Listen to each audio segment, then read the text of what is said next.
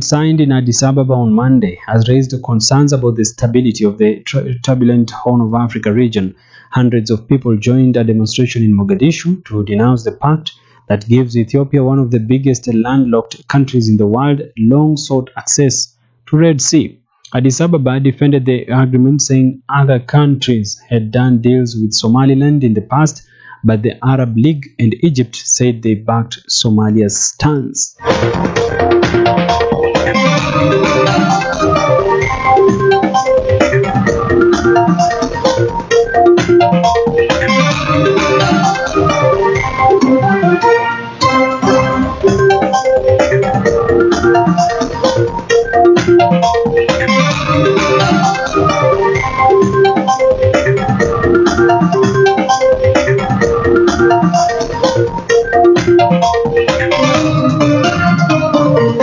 Discovery of body at ex-KVDA boss home fails to end mystery. Now, the discovery of human remains near former Kerio Valley Development Authority KVDA Managing Director Sylvanus Kiprice Tubey's home has further compounded the circumstances in which he disappeared 12 years ago.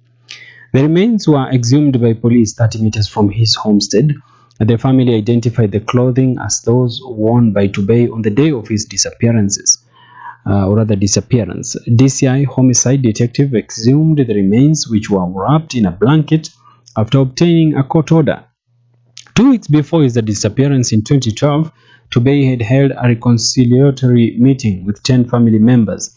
He sought to mend a strained relationship following the death of his wife Milka in 2007. However, during the meeting, Tubey, 59 years of age, expressed concern about his estranged girlfriend Udea, accusing her of mismanaging his farm and livestock. The former MD told his family that he was not in good terms with her after she allegedly sold some of his animals and claimed that they had died. Utata tu ambao unazingira aliyekuwa manager wakati huo wa KVDA, Managing Director, meneja mkuu huyu ambaye alifariki katika kifo tatanishi. Anasema kwamba pia huenda kifo chake kilitokana na utata wa kifamilia, kwamba baada ya mkewe kuweza kuaga dunia mwaka wa 2007, alikuwa pia, sijui kama alikuwa amemuoa huyu mke wa pili, lakini wanasema pia ndio alikuwa girlfriend yake wakati huo. Katika mikutano ya kifamilia inasemekana kwamba alihoji kwamba alikuwa si mtu mzuri na aliweza kuuza baadhi ya mali yake bila idhini yake. Kwa hivyo haieleweki kama ni utata wa kifamilia ama ni utata wa kazi, lakini kinachosikitisha ni kwamba aliuawa katika njia tatanishi na mwili wake uliweza kupatikana jana na maafisa wa DCI. Katika ukurasa wa 3, familia seeks justice after police vehicle reportedly killed kin. Now, a family in Ugenya, Siaya County, or rather in Ugenya, Siaya County, is seeking justice for their kin who died after he was allegedly run over by a police vehicle. The family of the deceased, identified as Austin Odhiambo, said he was crushed by the police car as the officers were on their way to execute an auction on December 28, 2023 in West Ugenya location. Odhiambo's father, Boniface Opondo, told the Standard that police officers dragged his son before he fell and was run over by the Land Cruiser. He said the 36-year-old fell down before he was run over by the rear tire of the Land Cruiser. He was taken to the nearby Ukwala Sub-County Hospital where he died on arrival. Maafisa hawa ambao waliweza kumuua huyu victim mmoja huyu katika eneo la Ugenya, anasema kwamba aliweza kuuawa na Land Cruiser baada ya kuweza kumkanyaga.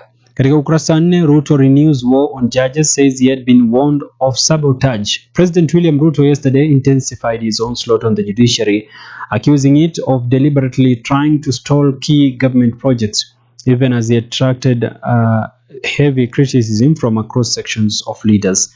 2 days after stating that his administration will not tolerate judicial impunity by corrupt judicial officers, President Ruto posted on X, formerly Twitter, yesterday saying that he had been warned of sabotage by corrupt judicial officers.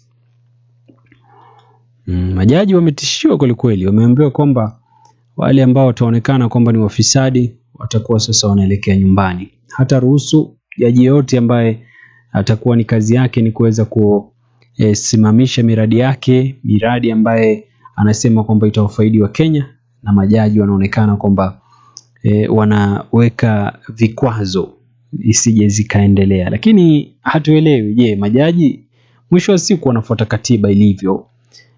Kama watatoa maamuzi yote ni kulingana na katiba na wala sio kulingana na baadhi ya watu wanavyofikiria.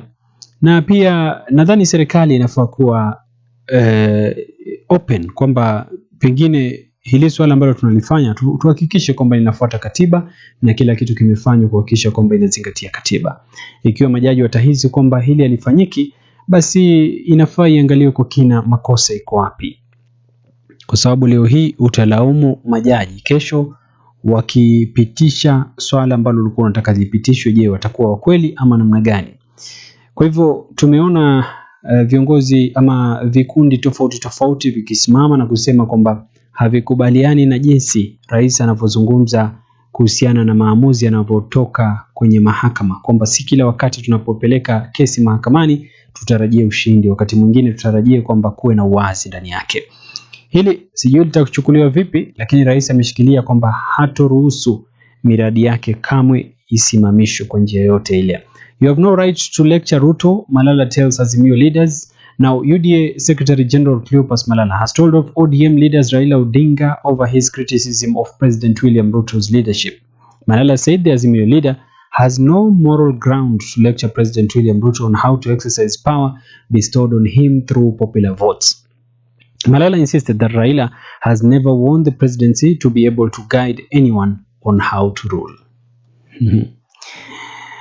Wafuasi wa karibu sana wa Rais William Ruto ambao sasa wanaonyoshia kidole upinzani wakisema kwamba hivi sasa Raila hafai kabisa kusimama na kujaribu criticize uongozi wa Rais William Ruto.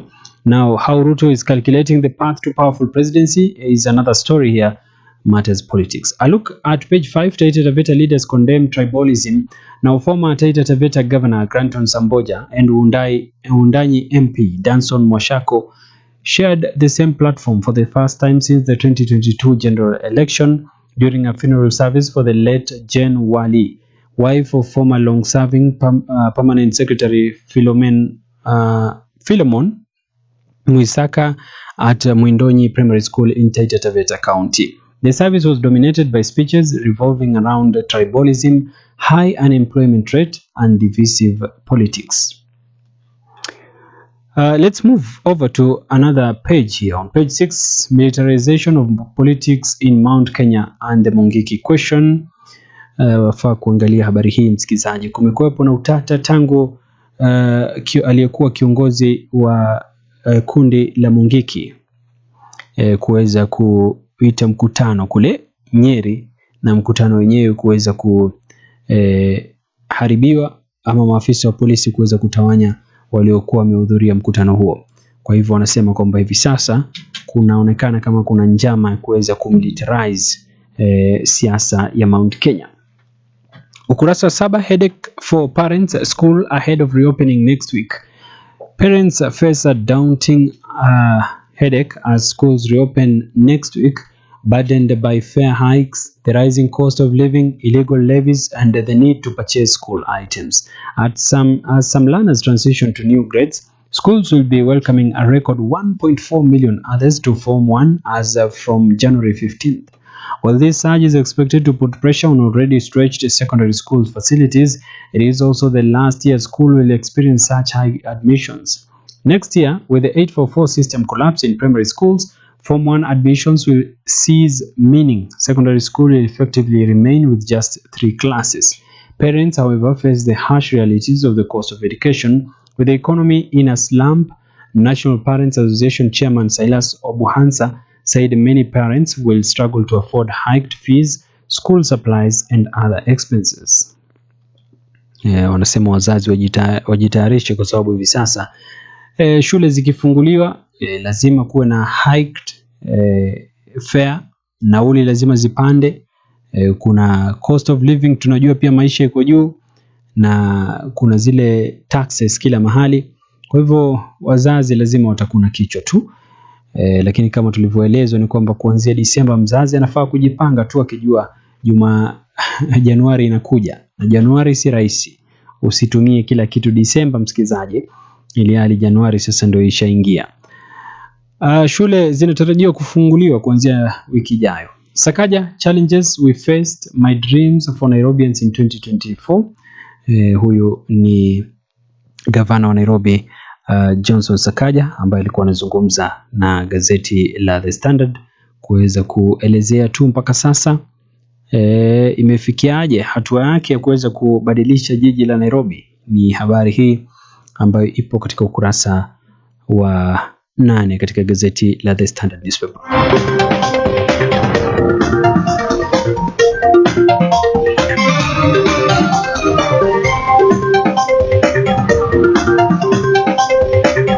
Kabla ya kuangalia gazeti la Taifa Leo, tuangalie editorial. Rethink decision to stop Edu-Afya for students. Now the Edu-Afya medical scheme introduced in May 2018 was slightly terminated on December 31st, 2023. It comes as a surprise that such a noble initiative should be stopped at a time when many students need it most. Moreover, its continued operation would have put a shine on President William Ruto's push for universal healthcare. Edu-Afya offered comprehensive medical cover for students in public secondary schools registered with the National Education Management System, NEMIS. Now, this scheme was rolled out to give medical cover to at least 27 million students. The scheme took off on the right foot by benefiting 606,893 students between January and December 2019, when the first and only report on the scheme was made public. Kumbuka kwamba hivi sasa Edu-Afya, mpango wa huduma hii ya bima ambayo ilikuwa inaweza kuwashughulikia wanafunzi walioko katika shule, hasa shule ya sekondari na shule ya msingi, shule ya public secondary schools, ambao waliweza kuweza kuingiza katika mradi huu, hivi sasa haupo tena. Wanasema kwamba hii itakuwa ni mtihani mkubwa, ikizingatiwa kwamba hii ndio Rais William Ruto angeitumia kama njia moja ya kuhakikisha kwamba anaweza kuwapatia Wakenya afya kwa wote. Iwapo wanafunzi watanyang'anywa hii Edu-Afya, basi itakuwa ni mtihani sana kwake, kwa sababu hivi sasa itakuwa sasa wanafunzi hawana bima yoyote ambayo inaweza kuwa protect iwapo kutatokea changamoto yoyote ya kiafya. Msikizaji, ipo katika gazeti la The Standard newspaper.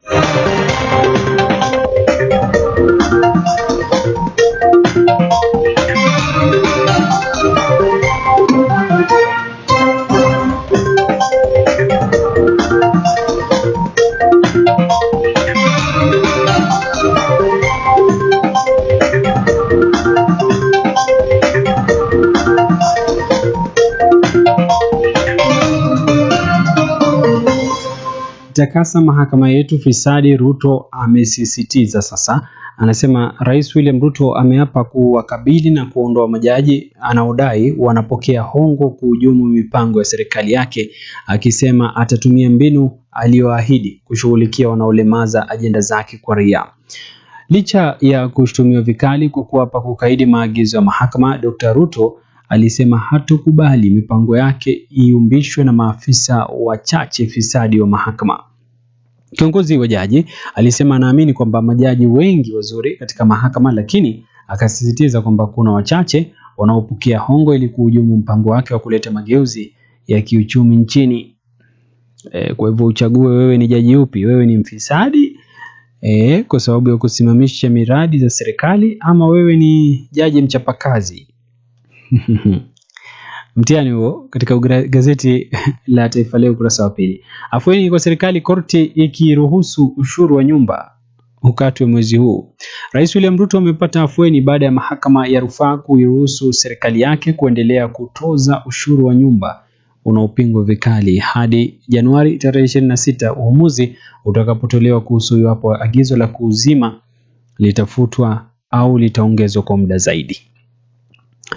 Sema jopo kazi la majaji watatu wa mahakama ya rufaa jana liliagiza hali iendelee ilivyo hadi watakapotoa uamuzi kuhusu ombi lililowasilishwa na mwanasheria mkuu Justin Muturi, akiomba muda zaidi wa kukusanywa ushuru huo, huku uamuzi ukisubiriwa kuhusu rufaa ya serikali. Wakenya wakijiuliza maswali tu, je, ushuru unaendelea kukatwa na mmetuambia kwamba hii haifuati katiba? Je, wapi ni wapi? Na itakapojulikana kwamba pengine labda mradi huu haukufuata katiba ama uko kinyume cha sheria, Wakenya watarudishiwa pesa zao ama itakuwaje? Nadhani kunahitajika uwazi pale.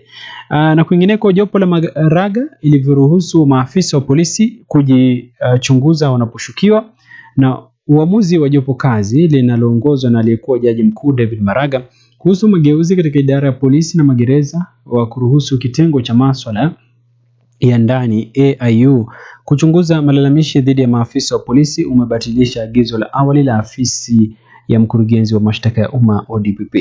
Mapendekezo ya jopo hilo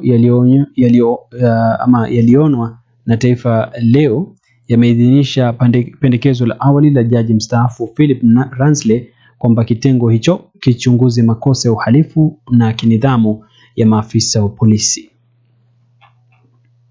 Kwingineko, bunge lazima pendekezo wazee wa vijiji walipwe.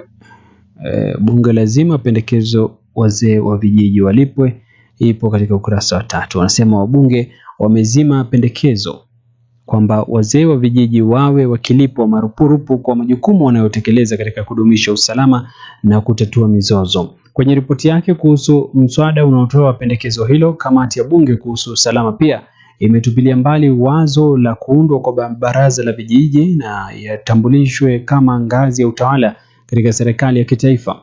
Kulingana na kamati hiyo inayoongozwa na mbunge wa Narok Magharibi Gabriel Tongonyo, mswada huo unalenga kutunga sheria ambayo tayari ipo. Kwa hivyo bunge limesema katu wazee wasilipwe, wazee wafanye kazi kutumikia jamii tu na wala wasidai malipo. Hawa ni wazee wa vijiji ambao tunajua mara nyingi ukifika vijijini ni wazee ambao wana usemi mara nyingi, na pia ni wazee ambao mara nyingi wana ripoti kamili kuhusiana na kinachotendeka katika kila kijiji, kwamba ni mzee ambao unamhitaji wakati ambapo unafika vijijini. Lakini serikali bunge liko linataka kupitisha kwamba wazee hawa wawe angalau wanapokea marupurupu, kwa sababu kazi hii ya kuhakikisha kwamba wanadumisha amani, pengine hao ndo wanawekwa kama wapatanishi wakati ambapo kunatokea taharuki na kadhalika, lakini wabunge wamekataa katakata wale wazee wasilipwe. Katika ukurasa wa 4, serikali yaraiwa kuhamishia JSS katika shule za upili, ambapo walimu walioajiriwa kwa mkataba wa serikali katika kaunti ya Kisumu sasa wanaitaka serikali ya kitaifa kuziondoa shule za sekondari za msingi JSS kutoka shule za msingi. Kulingana nao, wanafunzi wana nafasi nzuri kupata vifaa bora vya masomo wakiwa katika shule za upili badala ya shule za msingi. Kwenye taarifa, walimu hao waliwarai wazazi kuunga mkono kuhamishwa kwa shule hizo kutoka shule ya msingi hadi katika shule za upili. Nasema JSS inafaa iende katika shule ya upili na wala sio shule ya msingi. Ukurasa huo, matibabu ya bure ni kwa watoto wa Mombasa pekee, Nasir asema. Gavana wa kaunti ya Mombasa Abdul Swamad Nasir amefafanua ripoti zinazodai kwamba baadhi ya wazazi wanatakiwa kulipia huduma za matibabu zinazopaswa kutolewa bila malipo kwa watoto wenye umri wa chini ya miaka 5. Awali gavana huyo alikuwa ametangaza kutekelezwa kwa huduma za afya bila malipo kwa watoto wachanga katika kaunti hiyo, lakini amelazimika kufafanua kuwa mpango huo unadhamiriwa tu kwa watoto wa kaunti ya Mombasa bila kujumuisha wanaoishi huko. Mkuu huyo wa kaunti ametetea uamuzi wake wa kutoa huduma za matibabu bila malipo kwa watoto kutoka Mombasa pekee, akitaja idadi kubwa ya wagonjwa kutoka maeneo mengine wanaofurika hospitali kuu ya Pwani. Kwa hivyo kama mtoto wako yuko chini ya miaka 5 na yuko kaunti ya Mombasa, anaweza kupokea matibabu bure, lakini lazima adhibitishe kwamba ni mzaliwa wa Mombasa ama anaishi Mombasa. Wauguzi walaani kushambuliwa kwa mwenzao kazini. Tukio hili ambalo lilitokea kule kaunti ya Busia.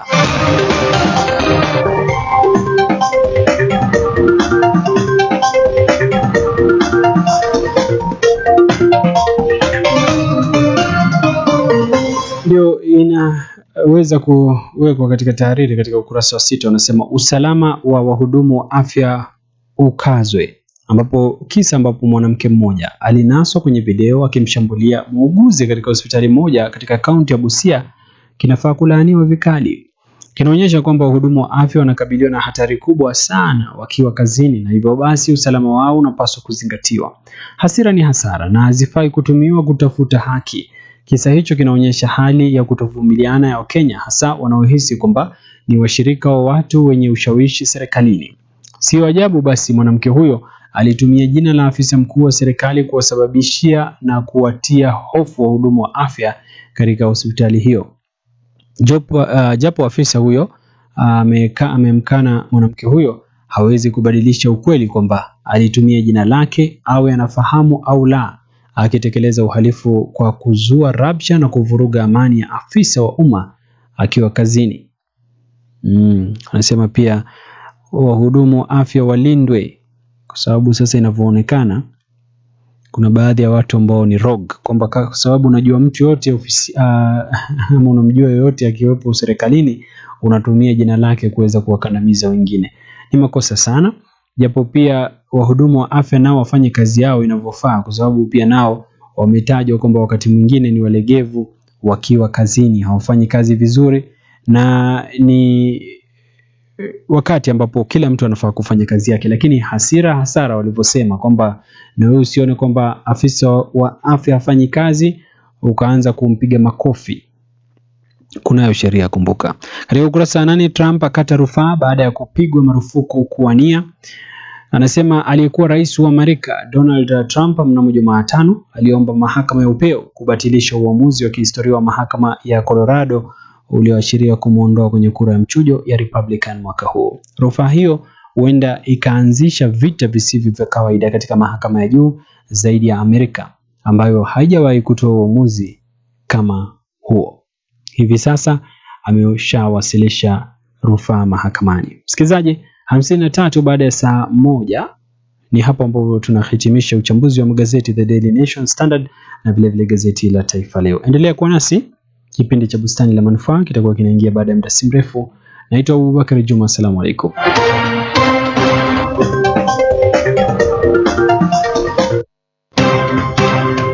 Pembe Flour Mills Limited, the manufacturers of high quality maize, home baking flour and animal feeds. Pembe Flour Mills has 2 branches in Nairobi's industry